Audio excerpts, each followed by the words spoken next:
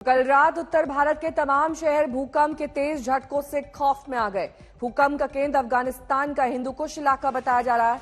Richter scale पर भूकंप की तीव्रता 6.6 आंकी गई। भारत में अब तक किसी नुकसान की खबर नहीं है, लेकिन पाकिस्तान से तबाही की खबरें आ रही हैं। भूकंप से पाकिस्तान में 9 लोगों की मौत की खबर है। खैबर पख्तूनवा इलाके में स्वात में 100 से ज्यादा लोग अस्पताल में भर्ती कराए गए हैं। मकान या फिर दीवार गिरने से ज्यादा लोग जख्मी हुए।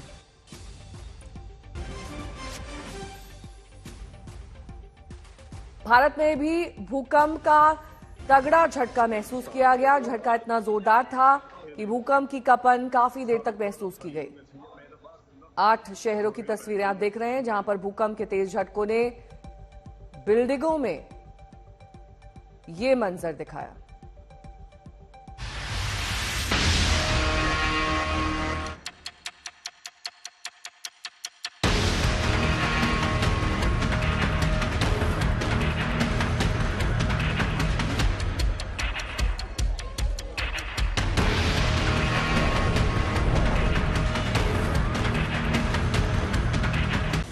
इस्लामाबाद के इस वायरल वीडियो को देखिए। ग्रोसरी शॉप में रैक पर रखे सामान हिलते और गिरते नजर आ रहे हैं। इस्लामाबाद में भूकंप का झटका इतना तेज था कि दीवारों में दरारें आ गईं। खौफ में लोग भागते नजर आए। सबसे खौफनाक तस्वीर तो अफगानिस्तान से सामने आई, जहां सीसीटीवी में धरती डोलती हुई साफ नजर आ रही है।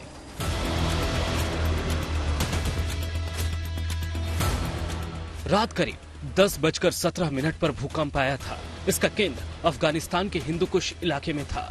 नेशनल सेंटर फॉर सिस्मोलॉजी यानी एनसीएस के मुताबिक अफगानिस्तान के फैजाबाद से 133 किलोमीटर दूर था इलाका।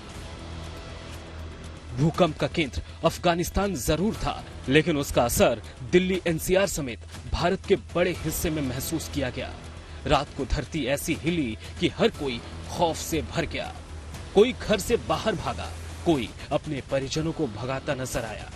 लंबे अरसे बाद उत्तर भारत ने इतने तेज झटके महसूस किए। रात के 10:20 हो रहे थे।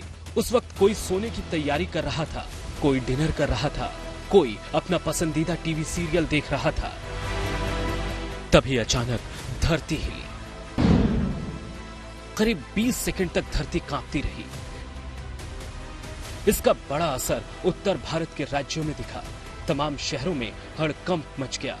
अलग अलग 6 शहरों की इन तस्वीरों को देखिए। पंखा, झूमर, लाइट्स, कैलेंडर सब हिले। भूकंप के झटके के बाद देर तक ये तस्वीरें दिखी। रात का वक्त था। भूकंप के झटकों के बाद अफरा तफरी का माहौल हो गया। जो जहां था वहीं सुरक्षित ठिकाना खोज रहा था।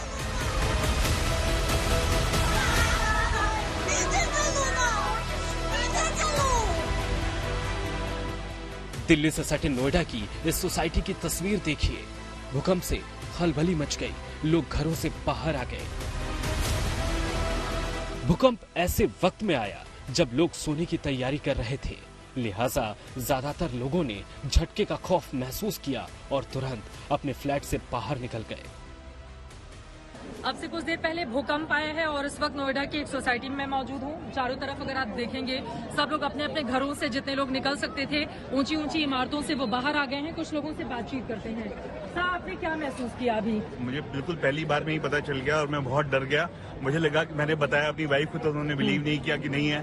उसके बाद बहुत तेजी से बहुत ज्यादा हुआ। मैंने अपनी लाइफ में इतना बड़ा अर्थक्वेक कभी भी महसूस नहीं किया। आपने क्या देखा? इतने छोटे बच्चे को लेकर कौन से फ्लोर से आ रही हैं? आई वॉज फीडिंग हर और सबसे पहली बार हमने इस नोएडा में आके इतना भूकंप फील किया। So it was very very horrible. आपने क्या देखा? आप बताइए क्या देखा? My wife, she was feeding our baby and she told कि भूचाल आया है, तो मेरे को लगा शायद अंधेरी चल रही होगी, बट एकदम से I was lying down and the bed started shaking. तो एकदम से हम लोग 19th फ्लोर से एकदम नीचे उतर गए। 19वें फ्लोर से।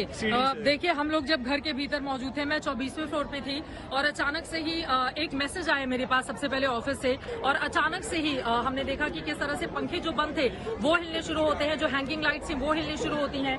कुछ और लोग जरा उसके पास चलते हैं। आप कौन से फ्लोर से आ रही हैं मैम? मैं 19 फ्लोर से आ रही हूँ। मैं बेड पे थी, उसको स्टोरी में फोन करवा रही थी और बेड वॉज शेकिंग, फैन भी शेक कर रहा था। बस हम लोग जैसे थे वैसे ही नीचे आ गए। वैसे ही नीचे आ गए। चारों तरफ तरफ अगर आप देखेंगे, चारों तरफ लोग यहाँ पर आए हुए हैं और यकीनन सबके जहन में डर और दहशत का माहौल है। खौफ तो गाजियाबाद में भी दिखा।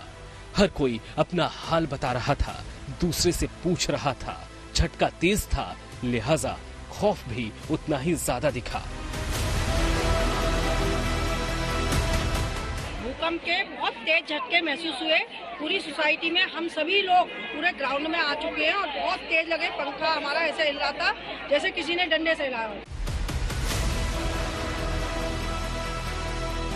हाल के दिनों में दिल्ली एनसीआर में भूकंप के झटके नियमित अंतराल पर आ रहे हैं। क्या ये किसी बड़े खतरे की आहट है?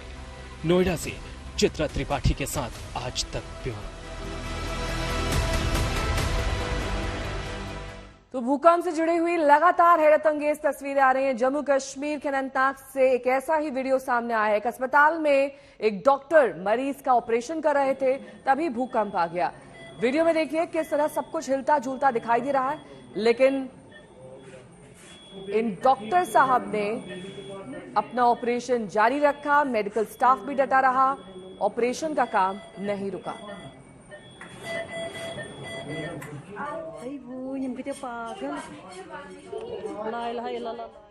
तो भूकंप के झटके उत्तर भारत के तमाम हिस्सों में महसूस किए गए। दिखाते हैं आपको शहर शहर की एक ग्राउंड रिपोर्ट।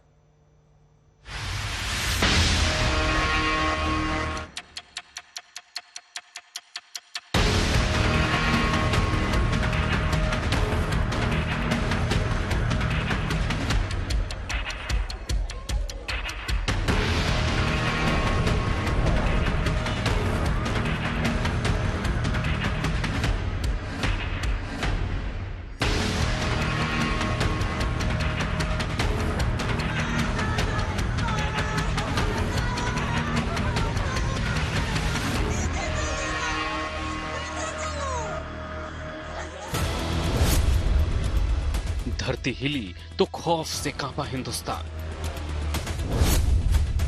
उत्तर भारत में भूकंप के झटकों से हड़कंप। सोने से पहले भूकंप ने दिया सदमा। 6.6 की तीव्रता से कांपी धरती, उड़ गई नींद। दिल्ली से देहरादून तक, हरियाणा से कश्मीर तक भूकंप के झटकों ने उत्तर भारत को डरा दिया। भूकंप ने मंगलवार रात किस तरह लोगों को खौफ ज़दा किया, ये उसी की तस्वीर है।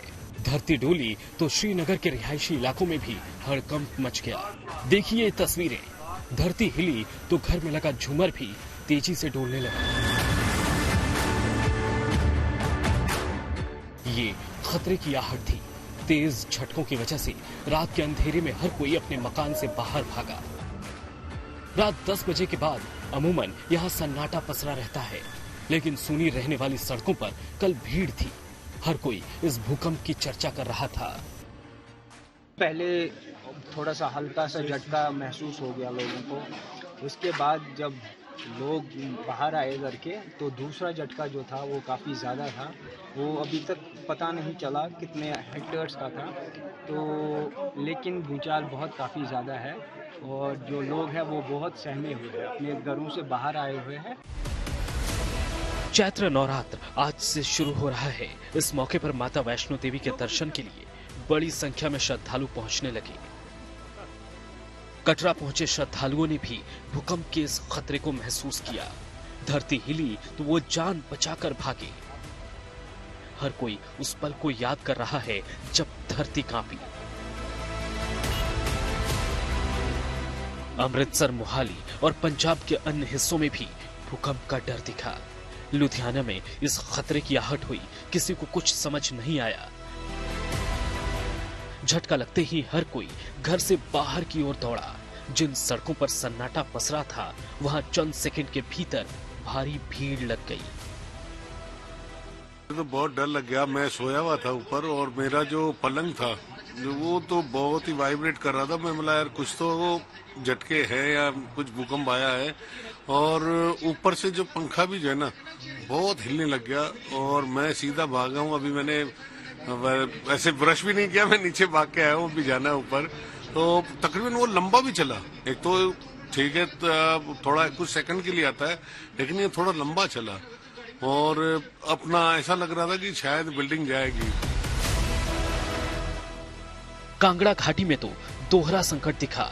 एक तरफ भूकंप के झटकों का डर तो दूसरी ओर आसमानी आफत भी टूटी। लगातार बारिश की वजह से वहां लोगों की मुश्किलें बढ़ गई। घाटी में पहुंचे पर्यटक परेशान नजर आए। राजस्थान के पुष्कर में भी रात करीब 10:23 पर भूकंप के झटके लगे। लोग बताते हैं कि उन्हें 2 बार झटका महसूस हुआ। घरों की खिड़कियां, दरवाजे और पंखे हिलने लगे। तब वो घबराकर घरों से बाहर भागे। कई तो नींद में थे, लेकिन पहले झटके के बाद वहां भगदड़ मच गई।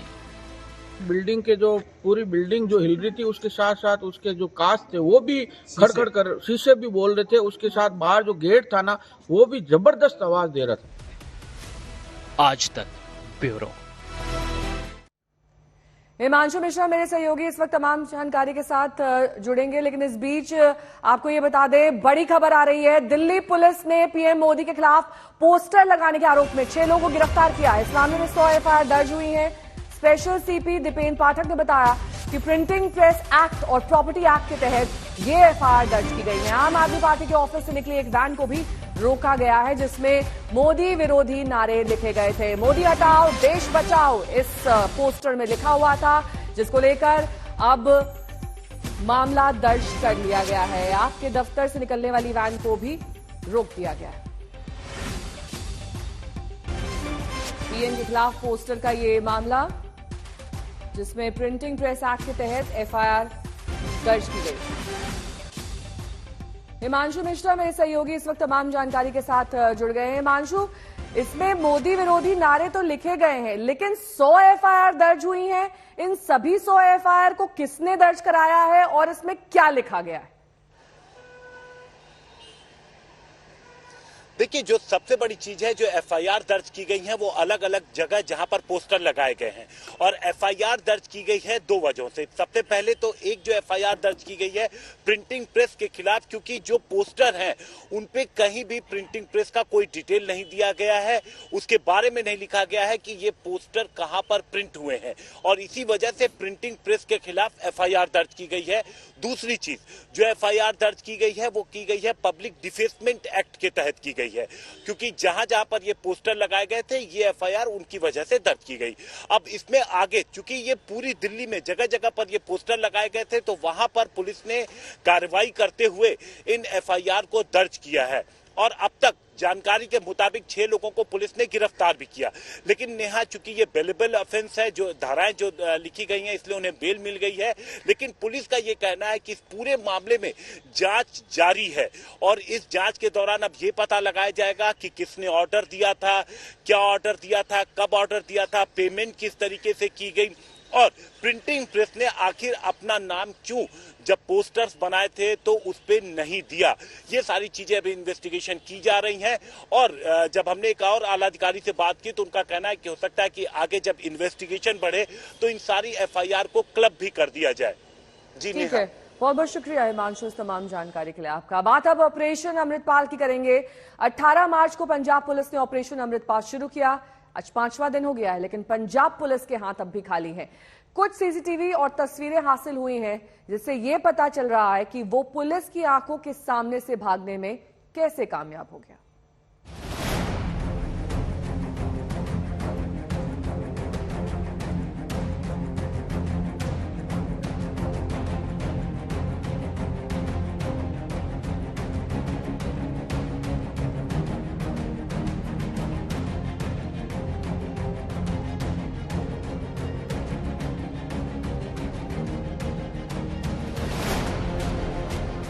फरार अमृतपाल अब तक पंजाब पुलिस के हाथ नहीं आया, लेकिन कई अहम सबूत मिलने का दावा पुलिस कर रही है। उन्हें सबूतों के आधार पर पुलिस अपनी दलील दे रही है। खुलासा हुआ है कि वारिस पंजाब का मुखिया 18 मार्च को जालंधर से बाइक पर सवार होकर फरार हुआ। उसके साथ कुछ और लोग भी थे। नंगल अंबिया गुरुद्वारा पहुंचकर अमृतपाल ने अपना हुलिया भी बदला था।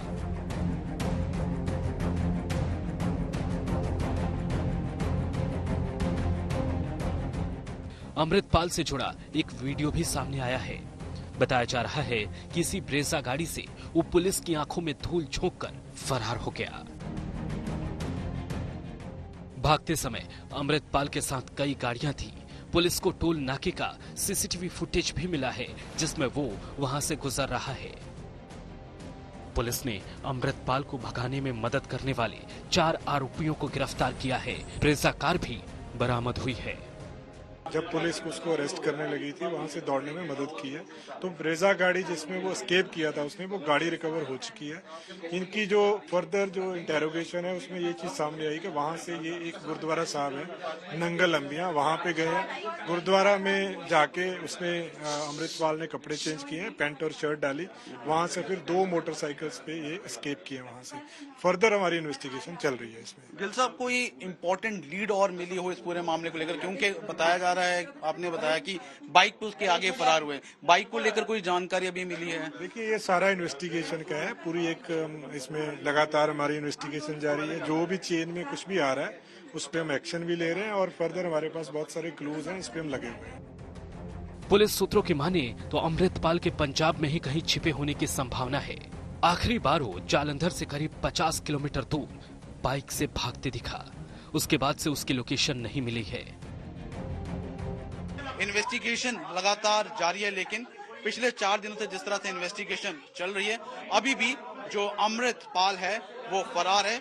लगातार कोशिशें की जा रही है कि जल्द से जल्द अमृतपाल की गिरफ्तारी की जा सके। अब अमृतपाल का खालिस्तानी आतंकी हरविंदर सिंह रिंदा से कनेक्शन का भी खुलासा हो गया है। तमाम जांच पड़ताल के बीच लूक सर्कुलर जारी हो गया है।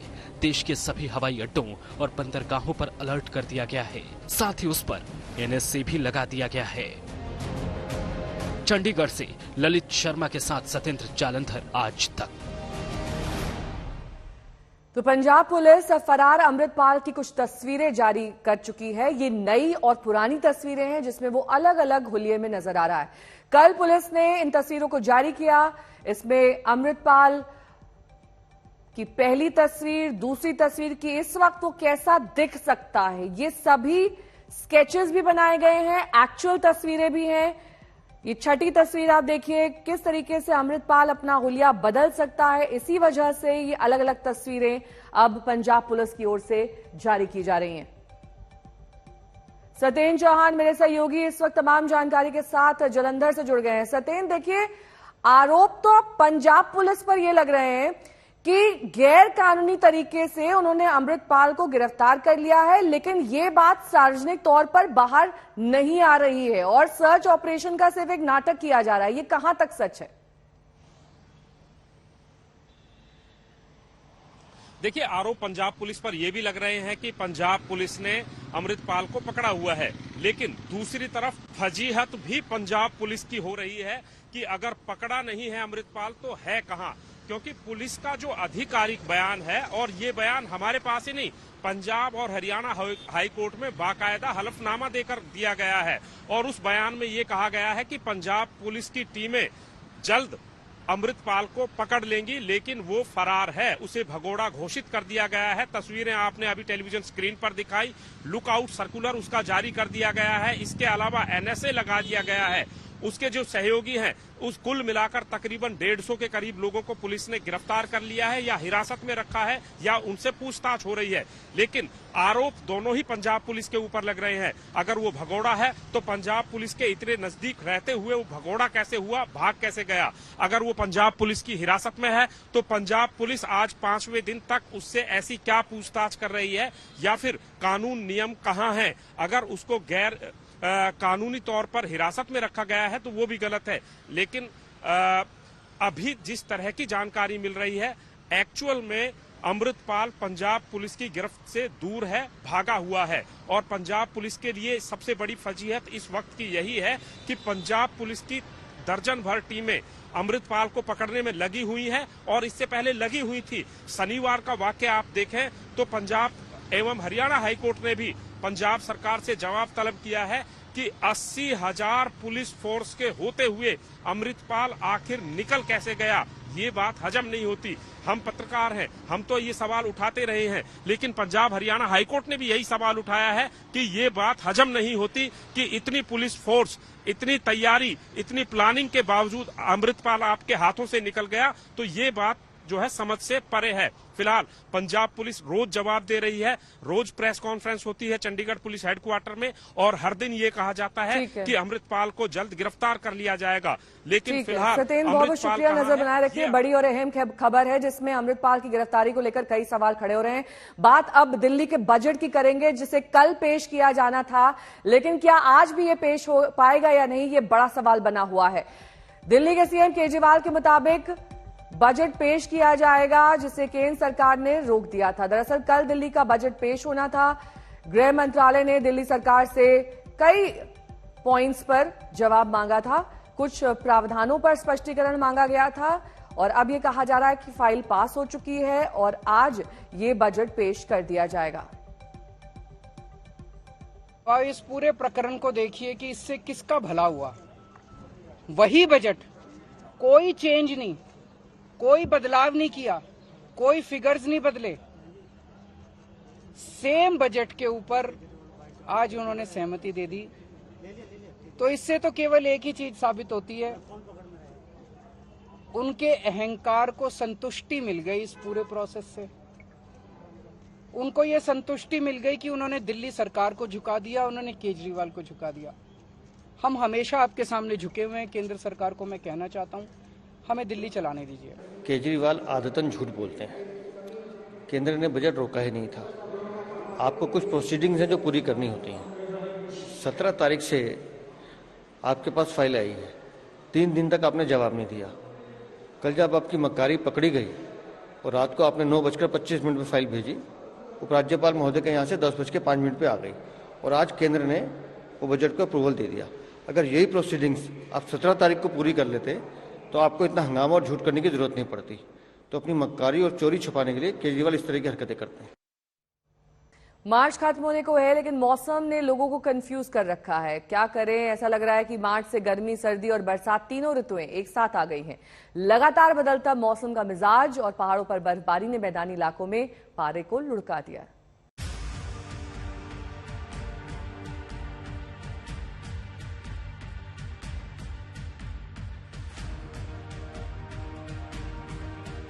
पहाड़ों पर बर्फबारी से मैदानी इलाकों में भी गर्मी में भी जनवरी जैसी ठंड का एहसास हो रहा है। केदारनाथ में लगातार बर्फबारी हो रही है। मार्च में हो रही मूसलाधार बर्फबारी से पारा लुढ़कता जा रहा है। बर्फ की सफेद चादर से पटी केदार घाटी का ये विहंगम दृश्य देखिए। ऊंची ऊंची चोटियों से लेकर मंदिर परिसर तक बर्फ ही बर्फ नजर आ रही है। ऐसा लग रहा है मानो कुदरत ही केदारनाथ का श्वेत श्रृंगार करने उतर आई हो। पूरी केदार घाटी पर बर्फ की मोटी चादर ने कब्जा कर लिया है। इस वक्त केदारनाथ में यात्रा की तैयारियां चल रही हैं। देखिए कैसे मशीनों के जरिए कुछ दिनों पहले प्रशासन की टीम पैदल मार्ग से बर्फ हटा रही थी, लेकिन बर्फबारी की वजह से भैरव गदेरा और लिंचोली के पास ग्लेशियर टूट गया, जिससे रास्ते के एक हिस्से को काफी नुकसान पहुंचा है। हाल ये है कि केदारनाथ धाम तक राशन पहुंचना भी मुश्किल हो गया है। यहाँ करीब 1 हफ्ते से बर्फबारी जारी है। ग्लेशियर टूटने के बाद यात्रा की तैयारियों पर भी ब्रेक लग गया है। वहीं बद्रीनाथ धाम में भी 1 हफ्ते से मौसम का मिजाज बदला बदला सा है। जहां फरवरी में यहां गर्मी का एहसास हो रहा था, अब मार्च के आखिरी हफ्ते में सर्दी लौट आई है। माणा घाटी और हेमकुंड साहिब में भी बर्फ गिर रही है। 27 अप्रैल को बद्रीनाथ के कपाट खोले जाने हैं, इसलिए ठंड के बीच भी यात्रा की तैयारियां जारी हैं। मार्च जहां बीतने को है, वहीं पहाड़ों में एक बार फिर से बर्फबारी का दौर देखने को मिल रहा है। बद्रीनाथ धाम की बात करें, हेमकुंड साहिब की बात करें, या चमोली की नीति माणा घाटी के तमाम ऊंचाई वाली जगहों पे एक बार फिर से बर्फबारी हो रही है। और बीते 1 सप्ताह से पूरे जनपद में बारिश का दौर जारी है। ऐसे में एक बार फिर से पूरा जनपद कड़कड़ाती सर्दी के चपेट में है। हर तरफ इस समय कोहरा लगा हुआ है, बारिश हो रही है। उत्तरकाशी में ऊंचाई वाले इलाकों में तो बर्फ गिर ही रही है, वहीं निचले इलाकों में 12 घंटे से लगातार बारिश हो रही है। बर्फबारी और बारिश की वजह से गंगोत्री और यमुनोत्री में शीतलहर की वापसी हो गई है और पारा लुढ़कने के बाद लोग ठिठुरने को मजबूर हो रहे हैं। ये जो है मौसम जो है अभी इतनी ज़्यादा करवट ले चुका है कि हफ्ता भर से ज़्यादा हो गया है, लेकिन अभी जो है बारिश कंटिन्यू चल रही है। इससे जो है हमारे आजकल जो है खेती बाड़ी का जो कार्य है स्टार्ट हो चुका है, लेकिन जो हमारा बर्फ़ का सीजनल होता है इस बार जो है मायूसी लगी किसानों को। जो है इस बार जो बर्फ़ पड़नी थी बहुत कम मात्रा में बर्फ़ पड़ी है, इससे भी कहीं न कहीं हमारे इसमें फसलों को जो है इससे असर पड़ेगा। उत्तराखंड के टिहरी में भी मौसम की मनमर्जियां देखी जा रही हैं। यहाँ पहाड़ों का बड़ा हिस्सा घने कोहरे के आगोश में दिख रहा है। मुश्किल यह है कि लगातार बारिश भी हो रही है। इसी दौरान सड़क पर पहाड़ का एक बड़ा टुकड़ा नीचे आ गिरा। देखिए, अगर ये भारी भरकम बोल्डर किसी कार पर गिरता तो उसका क्या हाल होता। इसकी वजह से दोनों तरफ के रास्ते बंद हो गए और गाड़ियों की लंबी कतार लग गई। रात को हम आए थे, 3 बजे रात से ये रोड पूरी टूटी है। हमने वैसा ग्रुप में भी डाला है और उसके बाद हमने विधायक साहब को भी फोन कर दिया है और पीडब्ल्यू वालों को भी फोन कर दिया। अभी कोई नहीं आया, यहाँ पे कोई प्रशासन आया नहीं है। मार्च में मौसम का मिजाज बदला है। उत्तराखंड में ऊंचाई वाले इलाकों में बर्फबारी हो रही है, निचले इलाकों में हफ्ते भर से बारिश हो रही है। फरवरी में पहाड़ों पर गर्मी की आहट आने लगी है, लेकिन मार्च में हुई इस बर्फबारी ने सर्दी को फिर से वापस कर दिया है।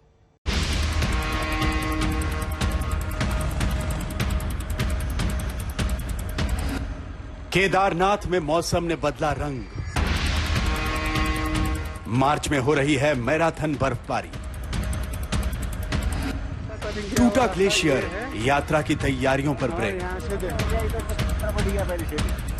केदारनाथ घाटी का यह विहंगम दृश्य देखिए। ऊंची ऊंची चोटियों से लेकर मंदिर के प्रांगण तक, जैसे आकाश ने खुद केदार घाटी का अभिषेक किया हो। पूरे परिसर में 1 इंच बर्फ जमा हो चुकी है। इस वक्त केदारनाथ में यात्रा की तैयारियां चल रही थी। कुछ दिन पहले ही मजदूरों ने केदारनाथ पैदल मार्ग से बर्फ हटाई थी, लेकिन बर्फबारी की वजह से भैरव गदेरा और लिंचोली के पास ग्लेशियर टूट गया और रास्ते के एक हिस्से को भारी नुकसान पहुंच गया है। पैदल मार्ग पर भी फिर से बर्फ की नई परत जम चुकी है। हाल यह है कि केदारनाथ धाम तक राशन पहुंचाना भी मुश्किल हो गया है। केदारनाथ में बर्फबारी करीब 1 हफ्ते से जारी है। ये पूरा निशान मिट गया इसमें। रास्ता साफ करने के लिए और निर्माण कार्य के लिए करीब 200 मजदूरों को भेजा गया था। अब खराब मौसम की वजह से ज्यादातर को सोनप्रयाग वापस लौटना पड़ा है। बद्रीनाथ में भी 1 हफ्ते में मौसम का मिजाज बदल चुका है। जहां फरवरी में यहां गर्मी का एहसास हो रहा था, अब मार्च के आखिरी हफ्ते में जबरदस्त सर्दी लौट आई है। माणा घाटी और हेमकुंड साहिब में भी बर्फ गिरी है। 27 अप्रैल को बद्रीनाथ के कपाट खोले जाने हैं, लेकिन ठंड के बीच यात्रा की तैयारियां जारी हैं। उत्तराखंड के उत्तरकाशी में ऊंचाई वाले इलाकों में बर्फ गिर रही है, वहीं निचले इलाके में 12 घंटे से लगातार बारिश हो रही है। बर्फबारी और बारिश की वजह से गंगोत्री और यमुनोत्री में शीतलहर की वापसी हो गई है। उत्तराखंड के टिहरी जिले में भी बारिश का दौर जारी है। पहाड़ों पर बड़ा हिस्सा घने कोहरे में घिरा है। इस बीच बारिश में सड़क पर पहाड़ का एक बड़ा टुकड़ा नीचे आ गिरा। पहाड़ का टुकड़ा इतना बड़ा था कि दोनों तरफ के रास्ते बंद हो गए और गाड़ियों की कतारें लग गईं। कुल मिलाकर बर्फबारी और बारिश की वजह से उत्तराखंड के पहाड़ों में सर्दी कुछ दिनों के लिए फिर से लौट आई है। केदारनाथ से प्रवीण सेमवाल, बद्रीनाथ से कमल एन सिरोड़ी, उत्तरकाशी से ओमकार बहगुड़ा के साथ कृष्ण गोविंद कंसवाल, टिहरी आज तक।